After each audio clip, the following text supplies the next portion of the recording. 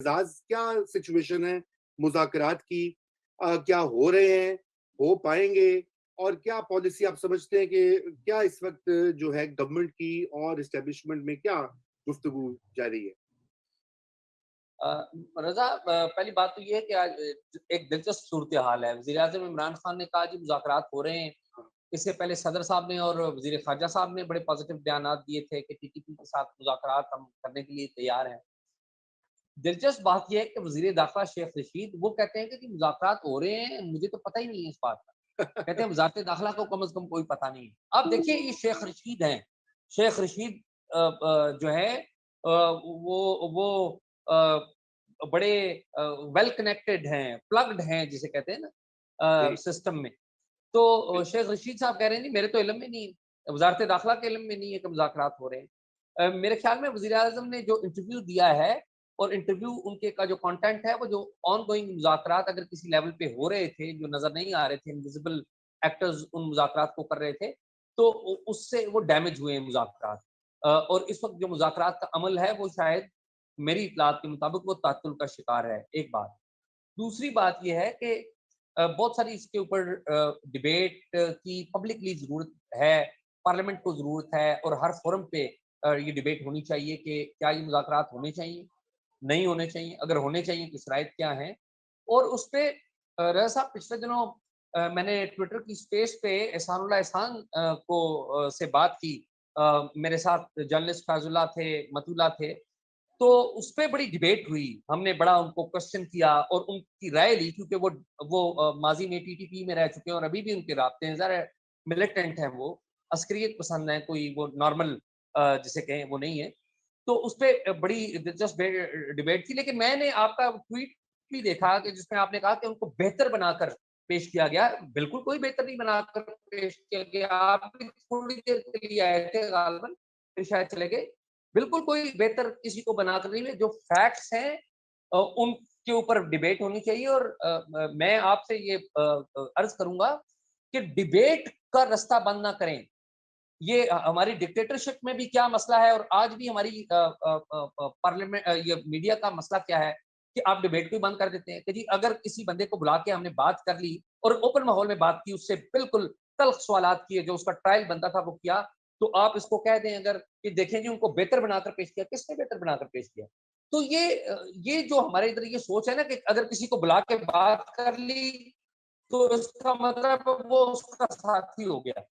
नहीं, नहीं, नहीं, तौबा, ये तौबा। मेरे ख़्याल में हमें कम से कम ऐसी बात मीडिया मैंने के नहीं लोगों कही। को हाँ, हाँ, मीडिया के लोगों में नहीं, हाँ। देखिए नहीं, एजाज नहीं, मैं आपने नहीं की लेकिन मैं देखिए ना तासुर ये जाता है कि जिस हुँ, तरह हम किसी को कंधा दे रहे हैं और वो कंधा देके हम किसी को बेहतर बनाकर पेश करें, which is not the fact. देखें, उस बंदे ने एहसानुल्लाह एहसान ने एक बात बड़ी अहम कही। उसने कहा और मैं फ्रैंकली स्पीकिंग हम एहसानुल्लाह एहसान की आइडियोलॉजी के हामी नहीं हैं। हम उसकी जो सोच है उसके मुखालिफ हैं और सरेआम मुखालिफ हैं, नाक़िद हैं और उस वक़्त के नाक़िद हैं जब वो टीटीपी में होता था और फ़ोन पे हमें धमकियाँ दे दिया करते थे, तब से नाक़िद है। अर्ज़ ये है कि उसने एक बात कही, उसने कहा कि जी मैं समझता हूँ कि ये मुज़ाकरात कामयाब नहीं होंगे और क्यों नहीं होंगे? उ उन उन उसके मुताबिक ये है कि इनके अपने रैंक्स में ये प्रॉब्लम्स पड़ जाएँ और ये बात वो वाला एंगल है जो शायद रज़ा साहब शायद आप ये एंगल नहीं जानते होंगे, मैं नहीं जानता हूँ। तो मैं ये अर्ज़ ये कर रहा हूँ कि हमें जो जहाँ-जहाँ से मालूमात आए, जहाँ-जहाँ से सोच का नया दरीचा आए, हमें उसको वेलकम करना चाहिए।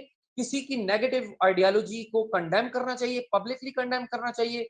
मलाला के बारे में जो उनके ख़्यालात हैं, वो काबिल-ए-मज़म्मत हैं और उनकी हर फ़ोरम पे बात की जानी चाहिए। नहीं, थैंक यू एजाज। आपको अगर वो मैंने वो ट्वीट इस तनाजुर में किया था, बहरहाल वो हम उसके ऊपर कभी सेपरेटली एक एक वन ऑन वन आपके साथ मैं करूंगा वीडियो। नहीं, नहीं, नहीं, कोई ऐसी और बात नहीं। हाँ, लेकिन वो मेरा कतई ये मैं मसला मैं है एक कि आप मैं इसको एक बेहतर सवाल बना दीजिए। पूछना चाहता हूँ एजाज से। दसो जी, दसो मुजम्मिल साहब।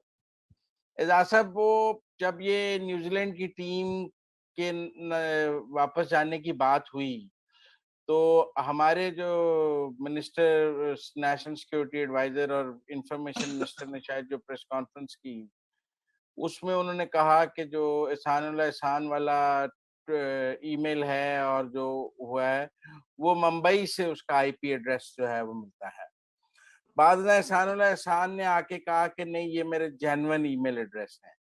अगर वो आईपी मुंबई में है और वो कहती हैं ये मेरा जेन्युइन है तो क्या वो मुंबई में है? देखिए एहसानुल्लाह एहसान अभी अपनी लोकेशन नहीं बता रहे, लेकिन 2 बातें बड़ी अहम हैं।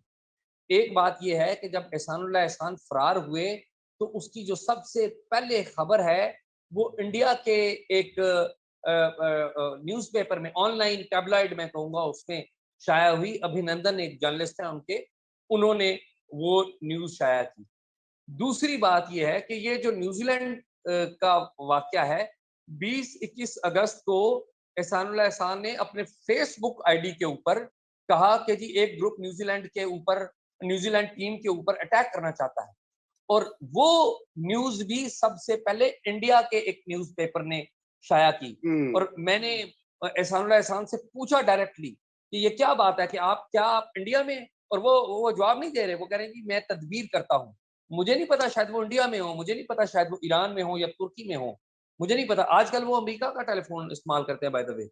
तो ख़ैर ये चीज़ें देखिए, इनकी तहकीकात होनी चाहिए। और जो जिनका काम है, हमारा, हम जर्नलिस्ट हैं, हमारा काम है कि हम उस तहकीकात करें। और जो एफआईए में केस हुआ है, वो उस एफआईआर के केस में जिस ईमेल एड्रेस का जिक्र किया गया है वो वेलिंगटन पुलिस, न्यूजीलैंड को ईमेल है, जुबैर नाम का कोई शख्स है। वो जो ईमेल है उसके साथ वो एक डिवाइस से टच होता है जो कि हांगकांग में है। एक आईपी एड्रेस से टच होता है जो कि हांगकांग में है।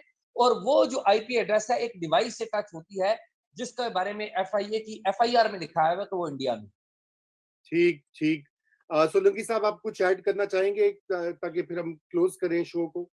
नहीं जी, मैंने कुछ इज़ाफ़ा नहीं करना, ठीक। एज़ाज़ ने और आपने बड़ी हाँ जी। तफ़सील से बात तो की। बहुत शुक्रिया एज़ाज़ और मुज़म्मिल साहब आपके वक़्त का।